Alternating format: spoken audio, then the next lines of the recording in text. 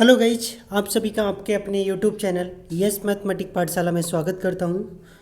अभी जो सीरीज चल रहा है वो 2004 यूपी पीजीटी चल रहा है। इसके गाइज मैं आप लोगों के लिए टीजीटी के पेपर्स कराऊंगा सभी। ठीक है गाइज, तो बने रहिए मेरे साथ एंड तक। और जो भी मेरे चैनल पे नया है वो प्लीज़ मेरे चैनल को सब्सक्राइब कर लें। और ये 2004 का लेक्चर नंबर 3 है, जिसमें आपके लिए question number 51 to 75 question cover कराए जाएंगे। तो गाइज देखते हैं फर्स्ट क्वेश्चन क्या है। फर्स्ट क्वेश्चन लिखा है इफ़ ए कोई मैट्रिक्स दे रखा है A H G 0v0 0c, ठीक है। Then the characteristic value of adjoint A is A B. ए गाइज 4 ऑप्शन है, देख लीजिएगा। ठीक है गाइज, नेक्स्ट इसका सोल्यूशन क्या होगा आप देखिए। यहाँ पे क्या करते हैं गाइज, जब भी हम इसका एडजॉइंट निकालते हैं तो एडजॉइंट गाइज आप सभी लोग निकाल लेते होंगे। एडजॉइंट क्या करते हैं, इसका अलग अलग हमें निकालना पड़ता है। क्या निकालना पड़ता है, सभी फर्स्ट A11 के थ्रू निकालना है, A12 के थ्रू निकालना है। तो गाइज अभी सभी लोग पीजीटी की तैयारी कर रहे हैं, तो उम्मीद है एडजॉइंट आप सभी लोग निकाल लेंगे। एडजॉइंट निकालने के बाद क्या करते हैं गाइज, इसका करस्टेस्टिक पोलिनोमियल बनाते हैं। करस्टेस्टिक पोलिनोमियल क्या होता है guys, A minus lambda I equal to क्या होता है, ए माइनस लेमडा आई का डिटर्मिनेंट इक्वल टू 0। गाइज ये यहाँ पे स्मॉल ए लिख गया है, यहाँ पे कैपिटल ए होगा क्योंकि ये मैट्रिक्स दे रखा है पूरा जो भी निकल के आया है। ठीक है, एडजॉइंट ए दे रखा है पूरा। ए एडजॉइंट ए का क्या कर दिया गाइज, हम क्या निकालना है, करस्टेस्टिक पोलिनोमियल। तो जो भी डायगोनल पे एलिमेंट होता है गाइज उसी से लेमडा क्या हो जाएगा, माइनस हो जाएगा। ठीक है गाइज, तो अब हम क्या करेंगे गाइज, इसको ओपन कर लेंगे। ओपन करने पे यहाँ पे सिंपली आप देख रहे हो, फर्स्ट ये वाला लेंगे तो हमारी इससे इसकी मल्टीप्लाई और इसकी हो गई 0, तो फर्स्ट ये आ गया। ठीक है गाइज, अब सेकेंड में देखेंगे, सेकेंड के साथ जब ये करेंगे गाइज तो क्या हो जाएगा।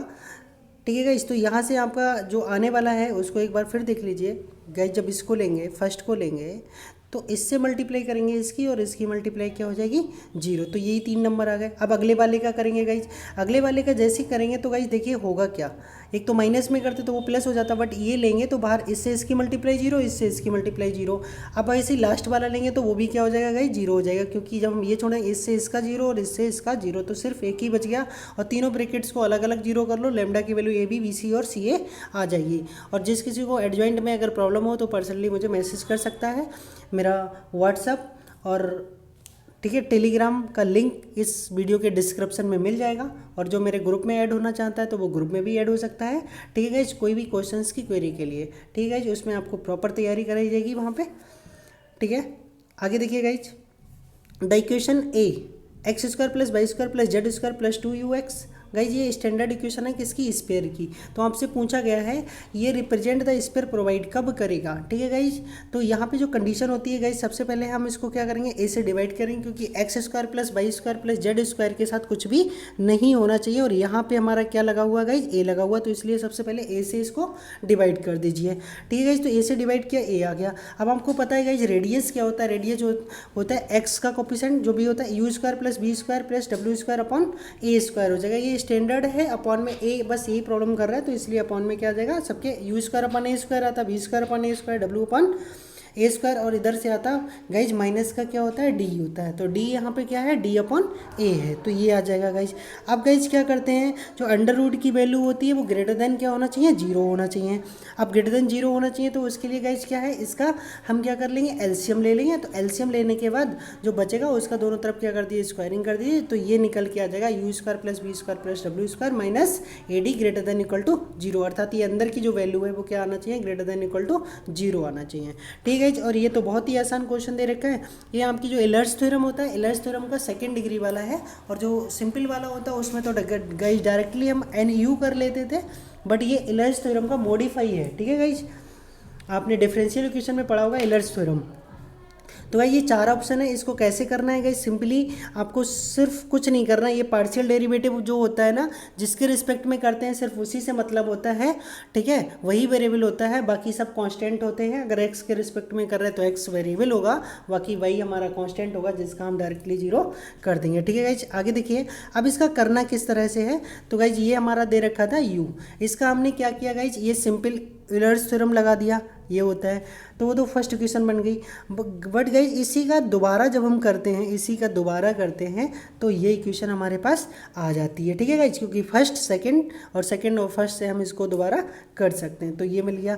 अब गाइज आगे क्या करना है, सिंपली यहाँ से आप गाइज देखिए, जो फर्स्ट वाली इक्वेशन है और सेकंड वाली इक्वेशन है, इन दोनों में थोड़ा सा डिफरेंस ये है। इसी से ये हो जाएगा कि ये जो आ रहा है आपका सेकंड टर्म गाइज, ये वाला, इसको उठा के RHS में लाइए और डेवर यू ओवर डेवर एक्स कॉमन कर दीजिए, तो यही आपका आंसर हो जाएगा। ठीक है, अगला क्वेश्चन बहुत ही आसान है। The equation of the normal of the square X square plus Y square plus Z square plus 2ux, ये स्टैंडर्ड इक्वेशन आपको स्क्वायर की दे रखी है। जब ये किसी पॉइंट x1 y1 और z1 से पास होगा तो इसकी नॉर्मल इक्वेशन क्या होगी। तो गाइज इसका जो ऑप्शन नंबर होगा वो सी करेक्ट हो जाएगा। सिंपली आप जो इक्वेशन बनाते हैं ना गाइज, उसी तरह से बनाना है। इसका प्रूफ मैं बता दूंगा बाद में, बट अभी आप सी ऑप्शन देख लीजिए। तो सी में क्या लिखा है, x minus x1 upon x plus you. ठीक है, y माइनस y1 एक सिमेट्री के फॉर्म में गाइज आप इसको ध्यान कर लीजिए। ऊपर x y z लिखना है, फिर सिमेट्री से x माइनस करना है y1 और z। ठीक है, इसी तरह से सभी से क्या कर देना, माइनस कर देना है गाइज। ठीक है, और जो लास्ट वाला पॉइंट बनेगा गाइज, x अपॉन यू आ जाएगा, x plus you, y1 plus you और z1 प्लस W आ जाएगा। ठीक है गाइज, तो ये इस तरह से इसको हम सॉल्व कर सकते हैं। ठीक है गाइज, और ये इसका ऑप्शन नंबर सी क्या हो जाएगा, करेक्ट हो जाएगा। गाइज जो सी लिखा हुआ है ना ऑप्शन में, जो सी लिखा हुआ वो थोड़ा मिस्टेक लिखा हुआ है, इसलिए आप इसको ध्यान से ना देखिए। जो मैं ऑप्शन बता रहा हूँ उस ऑप्शन को आप ध्यान से देखिए। ये देखिए गाइज, ये आप इस तरह से आप आंसर लिखना, उसमें मिसप्रिंट है थोड़ा। ठीक है गाइज, तो x1 y1 z1 तीनों से माइनस कर देना है और नीचे x1 y1 z1 में u v और w करस्पॉन्डिंग ऐड कर देना है। ठीक है गाइज, तो नेक्स्ट क्वेश्चन देख लीजिए। The singular solution a square minus X square, ठीक है, का whole p square into 2x by P plus B square minus Y square equal to 0। तो गाइज इसको हमें करना है क्या है गाइज, अपने इसका सिंगुलर सॉल्यूशन निकालने के लिए इस पूरी इक्वेशन को हम क्या करेंगे, p के रिस्पेक्ट में डेरिवेटिव कर दें। क्या कर दें गाइज, इसका p के रिस्पेक्ट में डेरिवेटिव कर दें। जब p के रिस्पेक्ट में गाइज इसका डेरिवेटिव करेंगे तो क्या हो जाएगा, फर्स्ट में गाइज कितना हो जाएगा, 2p आ जाएगा। ठीक है, और ये तो ऐसे ही रहेगा, और अंदर कितना हो जाएगा, p का कितना हो जाएगा 1, और थर्ड वाले टर्म में B square minus Y square में p नहीं है तो वो सब क्या हो जाएगा, 0 हो जाएगा गाइज। यहाँ से गाइज हम क्या करेंगे, p की वैल्यू निकाल लेंगे और p की वैल्यू इस क्वेश्चन में पुट कर देंगे, और यही इसका क्या हो जाएगा गाइज, सिंगुलर सोल्यूशन हो जाएगा। बस कैलकुलेशन को सॉल्व कर लेना है। अगला क्वेश्चन गाइज ये दे रखा है, और इसके लिए आपको क्या करना है, इसका डबल डेरिवेटिव निकालना है। तो गाइज कोई भी प्रॉब्लम वाली बात नहीं है, इसको आसानी से आप सॉल्व कर सकते हो। ये क्या है गाइज, एक बार देख लीजिए ये क्या है, कुछ समझ में आ रहा होगा। 1 plus x upon factorial 1 plus x, ये है गाइज ई की पावर एक्स, और ई की पावर एक्स का एक बार क्या 2 बार करोगे फिर भी वही आएगा। तो डबल डेरिवेटिव फिर से क्या आ जाएगा गाइज, बाई ही आ जाएगा, क्योंकि ये जो बाई है वो रियल में ई की पावर एक्स है, और ई की पावर एक्स का 2 बार करोगे तो फिर से ई की पावर एक्स आ जाएगा, अर्थात डबल डेरिवेटिव खुद ही बाई आ जाएगा निकल के। नेक्स्ट क्वेश्चन देख लीजिए गाइज।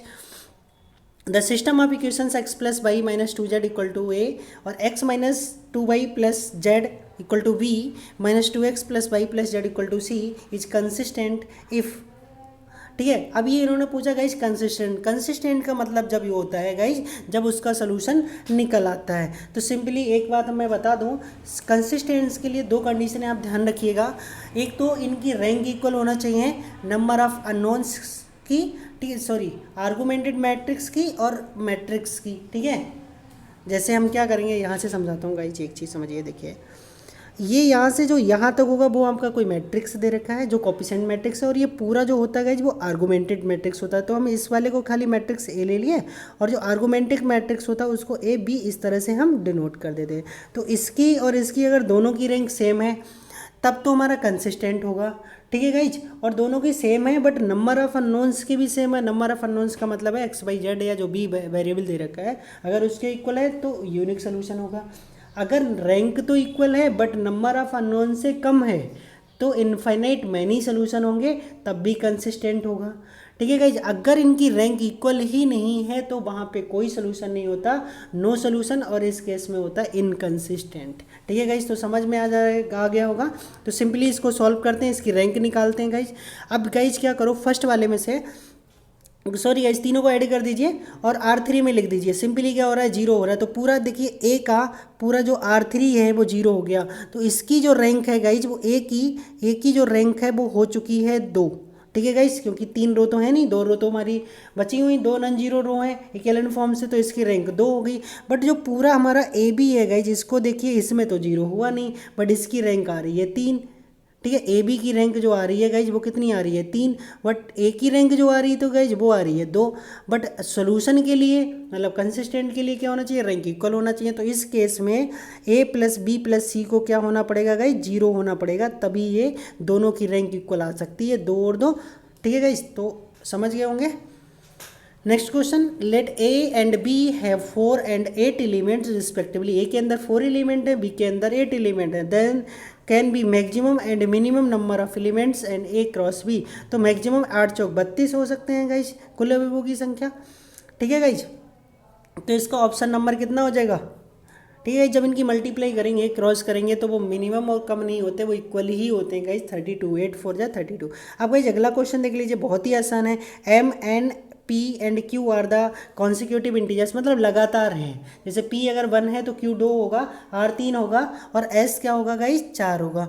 ऐसे यहाँ पे एम एन पी क्यू है तो 1 2 3 4 की तरह से दे रखे। अगर हम एम कॉमन करेंगे तो फर्स्ट में 1 बचेगा, सेकंड में आई बचेगा, थर्ड में आई स्क्वायर बनेगा, 4 में आई क्यूब बनेगा।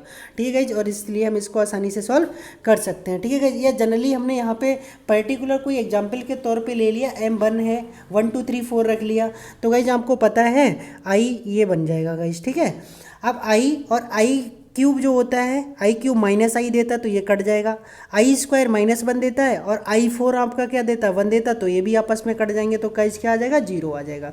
अगला क्वेश्चन है sine inverse x plus sine inverse 2x equal to π/3। तो यहाँ पे क्या करना है guys, sine inverse x minus sine inverse x का फार्मूला खोल देना है, और जो साइन इनवर्स LHS में आएगा वो दूसरी साइड पहुँचा देना, तो वो RHS में क्या हो जाएगा साइन इनवर्स π/3 से साइन π/3 हो जाएगा। और साइन π/3 की वैल्यू जो होती है गाइज वो क्या होती है, साइन π/3 √3/2 होता है। ठीक है गाइज, तो इसको हम सॉल्व कर लेंगे आसानी से, कोई प्रॉब्लम नहीं आने वाली। ठीक है, इसको एक तरफ कर लिया। यहाँ से देखिए गाइज, ये जो दिया है आपके लिए ये गाइज यहाँ पे जो फार्मूला लिखा है ये फार्मूला लिख दिया इसका। ठीक है गाइज, उम्मीद करता हूँ समझ में आया होगा। और ये इसका ये आ गया। ठीक है गाइज, बाई मतलब वो माइनस का फार्मूला खोला, बट हमारे लिए तो प्लस का फार्मूला दे रखा है, हम तो प्लस का खोलेंगे। वो तो फार्मूला खोल के बताया, बट यहाँ पे प्लस होगा तो यहाँ भी प्लस होगा। ठीक है गाइज, बट ये इसका फार्मूला अभी खोला नहीं है, इसको सिंपली लिख दिया है। अब इधर से क्या करेंगे गाइज, इसको फार्मूला अभी भी ओपन नहीं किया है, उसके बाद में क्या कर लिया, ये वाला नंबर दूसरी साइड ले लिया और इस वाले नंबर को दूसरी साइड ले लिया, और इन दोनों में फार्मूला इधर लगा दिया, बाकी इधर लगा दिया। ठीक है गाइज, अब ये जो बनेगा वो एक्स में इक्वेशन बन जाएगी क्वाड्रेटिक, और क्वाड्रेटिक इक्वेशन को जब सॉल्व करोगे तो आपकी एक्स की वैल्यू निकल के आ जाएगी, और यही आपका करेक्ट आंसर होगा।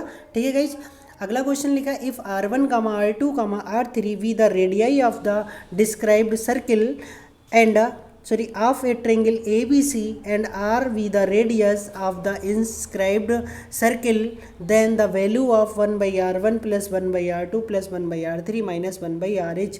तो गाइज इसका मतलब क्या होता है, तो आपको जो कंडीशन दे रखी है ना वो इंस्क्राइब्ड सर्किल दे रखा है, तो इंस्क्राइब्ड सर्किल के अंदर ठीक है बना हुआ है।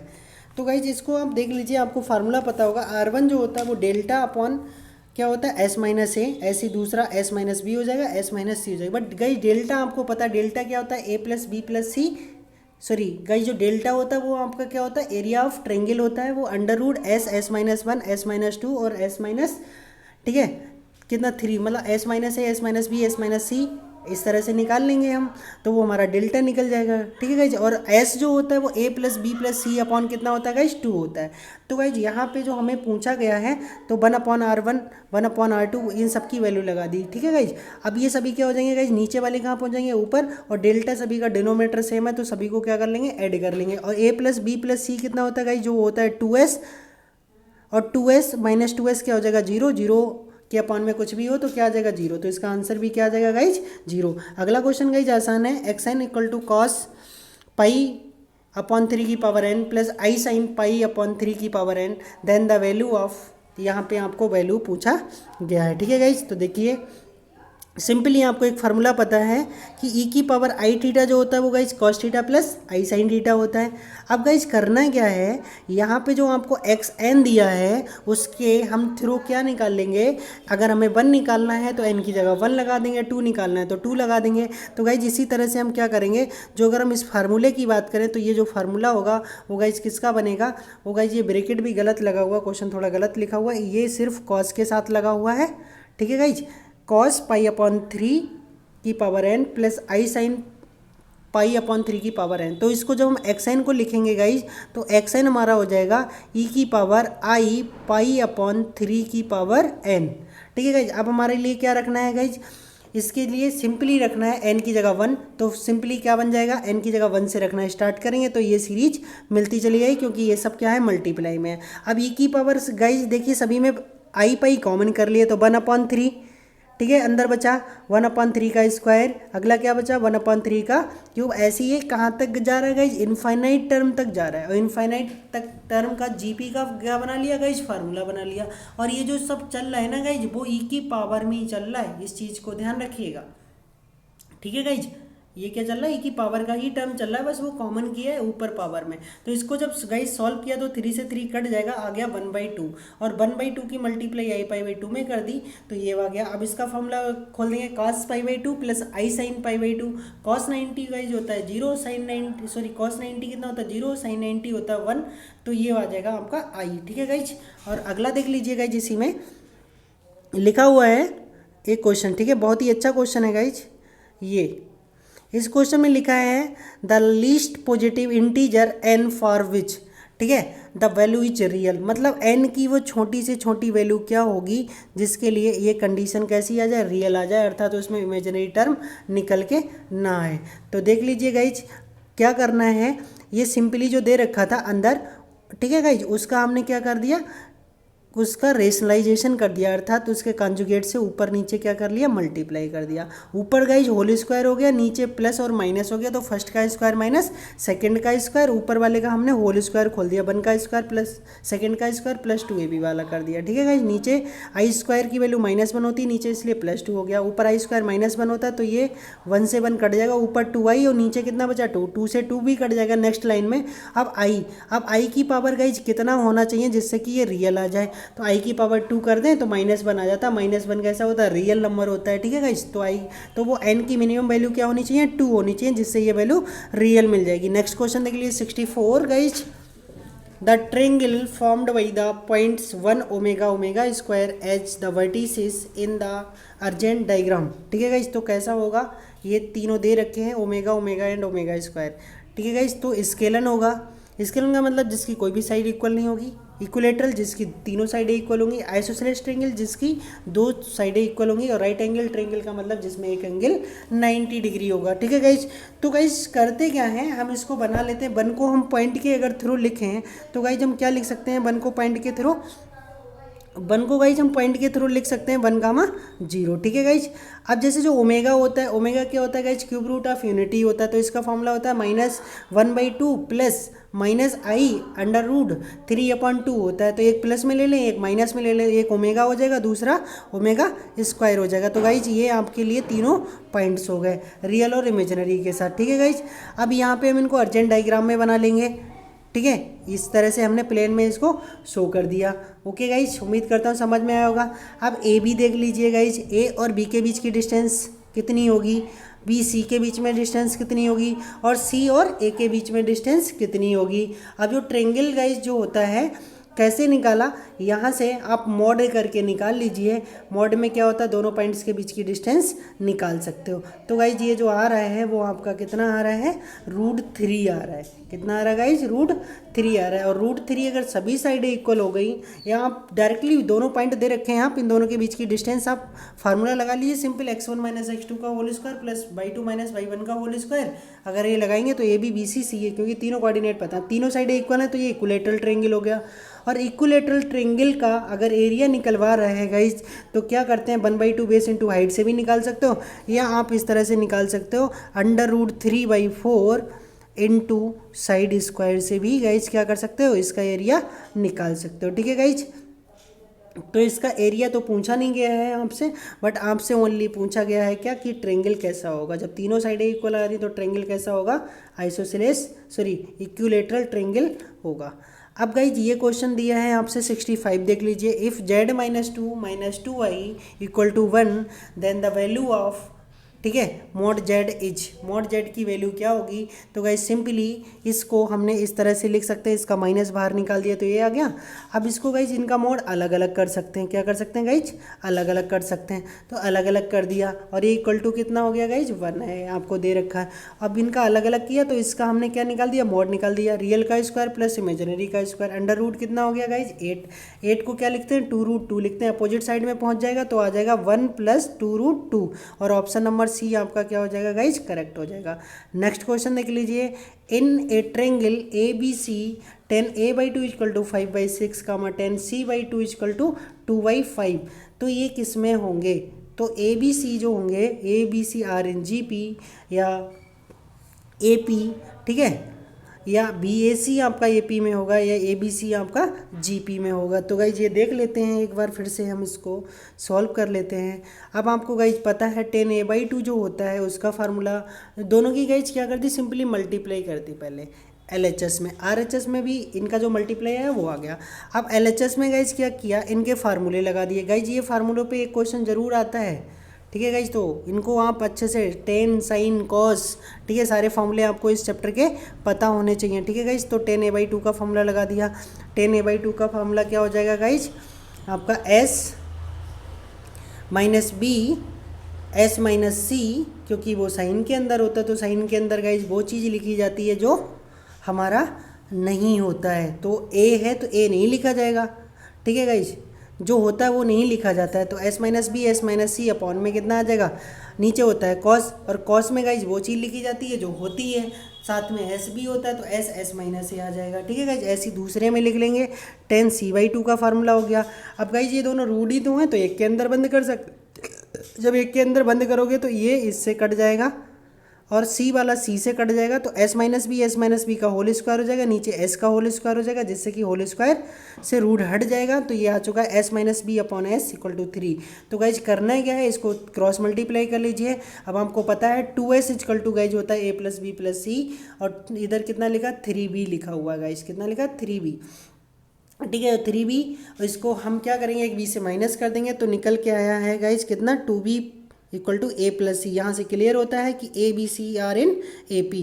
नेक्स्ट क्वेश्चन 67 देख लीजिए गाइज, यहाँ पे लिखा है if f(x) = cos² x + sec² x its value always will be, मतलब इसकी जो वैल्यू होगी वो हमेशा किस तरह की होगी गाइज, इस चीज़ को देखना है। गाइज एक चीज़ मैं बता दूं, हमेशा जो अर्थमेटिक मीन होता है वो ज्योमेट्रिक मीन के इक्वल भी हो सकता है और उससे बड़ा भी होता है, बट उससे छोटा कभी नहीं होगा। तो इन दोनों नंबरों का गाइज हम क्या करते हैं, एक बार अर्थमेटिक मीन निकाल लेते हैं। अर्थमेटिक मीन निकालने का मतलब क्या होता है गाइज, दोनों नंबर्स को ऐड करेंगे हम और 2 से डिवाइड कर देंगे। ज्योमेट्रिक मीन क्या होता है, दोनों नंबर्स की मल्टीप्लाई करके वो पावर लगा देंगे 1/2। अगर 3 नंबर होते तो पावर 1/3 लगा देते, 4 होते तो पावर 1/4 लगा देते, ठीक है गाइज। तो यहाँ से एक चीज़ देखिए, यहाँ पे कर क्या सकते हो, यहाँ हम एक चीज़ कर सकते हैं गाइज, जो ये वैल्यू दे रखी है ना हमारी cos² × sec², ये कितना हो जाएगा, 1 हो जाएगा, और 1 का रूट भी कितना आ जाएगा, 1 आ जाएगा। और गाइज अब हम इसका जो अपॉन में 2 है क्रॉस मल्टीप्लाई कर लेंगे, तो इसका जब हम क्रॉस मल्टीप्लाई करेंगे तो ये बन जाएगा ऊपर हमारा fx और fx > 2। तो ये गाइज मोस्ट इंपॉर्टेंट क्वेश्चन है, क्योंकि इसके ये करने का जो मेथड है बहुत ही ईजी दे रखा है। तो गाइज अगला क्वेश्चन देख लीजिए, the minimum value of sine, ठीक है guys, the minimum value of sine, ठीक है, x + π/6 + cos x + π/6 in the interval 0 से π/2 attend the value of x, की x की किस वैल्यू तक ये अटेंड करेगा। तो सिंपली मिनिमम वैल्यू पूछा तो मैक्सिमम और मिनिमा से करेंगे। इसका फर्स्ट डेरिवेटिव निकाला, फर्स्ट डेरिवेटिव साइन का कॉस हो जाएगा, कॉस का माइनस साइन हो जाएगा, और इसको इक्वल टू गाइज क्या कर लिया, यहाँ से 0 कर दिया, ठीक है गाइज, इसको इक्वल टू 0 कर दिया। दूसरी साइड में ले गए तो इसको हमने क्या बना लिया, वो एक तरफ साइन दे रखा था, साइन को 90 से माइनस कर दिया, कॉस बना लिया, कॉस से कॉस हटा दिया।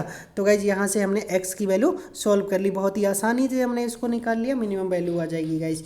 गाइज आप एक चीज़ ध्यान रखना, मिनिमम मैक्सिमम हम कुछ नहीं करते, सिंपली ये अगर मिनिमम दे रखा तो वो मिनिमम वैल्यू ही पूछेगा, मतलब मिनिमम ही आएगा, वो हमें चेक मत किया करो कि मिनिमम आ रहा है या मैक्सिमम आ रहा है। आपसे अगर क्वेश्चन से मिनिमम पूछी गई तो मिनिमम ही आएगी, और मैक्सिमम पूछा गया तो मैक्सिमम ही आएगा 99% केस में, ठीक है गाइज। तो करना क्या है, सीधे फर्स्ट डेरिवेटिव को निकाला करो, जीरो कर दिया करो, वहाँ से जो भी एक्स की वैल्यू आ रही है वही आपका मिनिमम वैल्यू देगा। और क्या वैल्यू आएगी वो आप जो क्वेश्चन दिया है वहाँ पुट कर देंगे तो वो वैल्यू भी पता चल जाएगी कि मिनिमम वैल्यू क्या होगी और मैक्सिमम वैल्यू क्या होगी। अगला क्वेश्चन देख लीजिए गाइज, कॉम्प्लेक्स से बहुत सारे क्वेश्चन आते हैं, तो गाइज आपको कॉम्प्लेक्स चैप्टर भी बहुत ही अच्छे से मुझे कराना है। ठीक है गाइज, अभी मैं सारे आपके A to Z जितने भी वीडियो लेक्चर हैं वो सारे कवर कर दूंगा गाइज, पूरा कतई फुल्ली आपको पढ़ाऊंगा, पूरा TGT और PGT का, वो की फ्री ऑफ कास्ट। बस गाइज क्या करिए, आप मेरे चैनल को ज़्यादा से ज़्यादा शेयर करिए, ठीक है गाइज, जिससे मैं लाइव आके पढ़ा सकूं और मुझे मोटिवेट भी हो सकूं। तो गाइज बने रहिए मेरे साथ एंड तक, और ये जो क्वेश्चन लिखा है उसको देखिए। For all complex number Z1, Z2 satisfying Z1 mod Z1 equal to 12 and Z2 minus 3 minus का 4i equal to 5, the minimum value of Z1 minus Z2, the minimum value of Z1 minus Z2 is क्या होगी guys, ये हमसे पूछा गया है। तो guys करेंगे क्या, इसमें सिंपली जो ऊपर दे रखा था उसको देखिए ज़रा एक बार। जो mod Z1 है वो 12 दे रखा है, mod Z2 हमें पता नहीं है। तो गाइज इसको हम क्या करेंगे, इस टाइप से दे रखा है, तो गाइज इसको सिंपली पहले तो अलग अलग कर दो, माइनस कॉमन करके इसको अलग अलग कर दो, और इस वाले का सिंपली क्या कर लो गाइज, mod निकाल लो। mod इसका कितना आ जाएगा, 3 का स्क्वायर 9, 5 का 4 का 16, कितना हो जाएगा 25, और 25 का कितना आ जाएगा 5, और 5 दूसरी साइड में जाके ऐड हो जाएगा, तो mod Z2 कितना आ चुका है गाइज 10, और यही आपसे पूछा था। तो गाइज बिल्कुल टफ नहीं है, आप बस, और वी नो दैट, आप कंडीशन जानते हैं कि mod Z1 माइनस Z2 का जो mod होता है वो उनके अलग अलग डिफरेंस से क्या होता है, बड़ा होता है। तो गाइज ये कितना दे रखा, 12 दे रखा था, ये 10 दे रखा था, तो mod Z1 माइनस Z2 हमेशा क्या होगा, 2 से ग्रेटर देन इक्वल टू होगा। नेक्स्ट क्वेश्चन देख लीजिए, the coefficient of in the expansion of 1 plus x की power 20, the coefficients of r की पावर th, मतलब sorry rth, the coefficient of rth and r plus 4th the term are equal, मतलब इसमें rth जो term है और r plus 4th जो term है वो दोनों इक्वल हैं, तो वैल्यू ऑफ r क्या होगी। तो गाइज सिंपली करते क्या है, ये फार्मूला लगा लेते हैं TR इक्वल टू, ठीक है गाइज, जो भी होता है यहाँ पे एक कम करके लिखा जाता है, या जो यहाँ पे जितना भी टर्म है उसको हम पहले से ही प्लस करके 1 लिखें। तो गाइज क्या हो जाएगा 20 CR माइनस 1, और ये कितना है गाइज, पहला लिखा क्या लिखा था 1 प्लस एक्स की पावर 20 है ना, तो गाइज ये पहले नंबर की पावर दोनों का डिफरेंस पहले आ जाता है, ठीक है, और जो सेकेंड नंबर होता है उसमें दोनों की पावर का डिफरेंस, सॉरी जो लोअर पावर होती है वो उसके ऊपर चली जाती है। तो सिंपली पहले में दोनों का डिफरेंस हो गया गाइज, और सेकेंड पावर में गाइज क्या हो जाएगा, सेकेंड पावर में आपका हो जाता है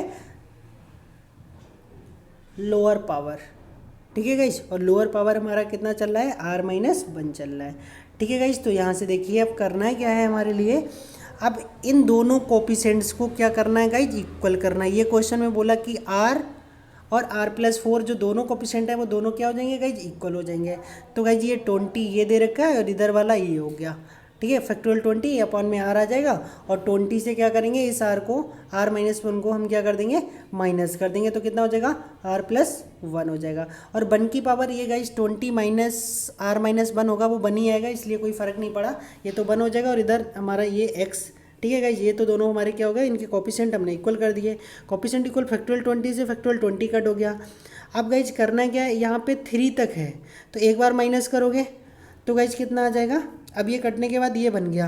अब गाइज अगर इसको तो आपने ऐसे ही रखना, सॉल्व कर दिया सिंपली, अगर इसको निकालने लगे तो गाइज इस वाली टर्म को आपको कितनी बार निकालना पड़ेगा पता है, पहली बार निकालेंगे तो r माइनस 1 बचेगा, दूसरी बार r माइनस 2, तीसरी बार r माइनस 3, तो मतलब 3 बार निकालना पड़ेगा, तब तक पावर बहुत सारी हो जाएगी, इनकी मल्टीप्लाई करके आप कभी सॉल्व नहीं कर पाएंगे। तो लास्ट में जब इक्वेशन बन जाए तो गाइज करना क्या है, ये ऑप्शन रख के चेक कर लेना, LHS और RHS जब सेटिस्फाई हो जाए तो वही आपका ऑप्शन करेक्ट हो जाएगा, ठीक है गाइज।